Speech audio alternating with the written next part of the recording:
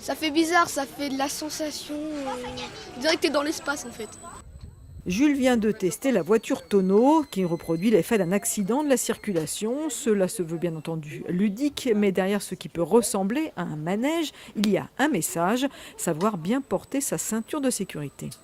Qu'elle ne soit pas vrillée, qu'elle soit bien sur l'omoplate, sur la partie de l'abdomen pour protéger l'abdomen. Et puis aussi éviter qu'elle soit trop loin, que la ceinture de sécurité soit trop loin de la peau. Ici, les pompiers apprennent aux plus jeunes à se servir d'une lance à incendie. Là, un gendarme montre le maniement des principaux boutons de sa machine et en profite pour évoquer les addictions.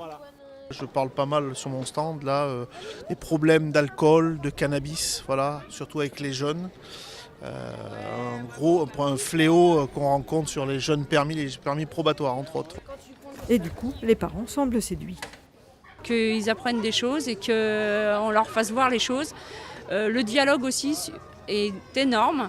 Parce que s'ils n'ont pas de dialogue, eh ben, ils sont un peu perdus et ils ne savent plus vraiment si la police est avec eux ou si la police n'est pas avec eux, si les pompiers font tout le nécessaire. Un peu plus loin, un quiz sur la carte d'identité, un jeu de dessin sur les droits des enfants. Là, on apprend à manier un vélo, à connaître les stops, le passage piéton ou le tourner à droite. En règle générale, ils sont attentifs parce qu'ils s'amusent. Et là, on apprend à passer son permis Internet, des petits livrets pour les consignes à respecter, accessibles dès la classe de primaire.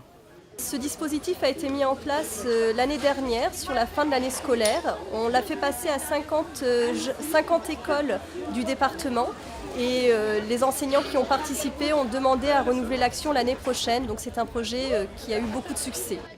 Autre succès, ce stand pour éviter les accidents de la vie courante, toujours trop nombreux.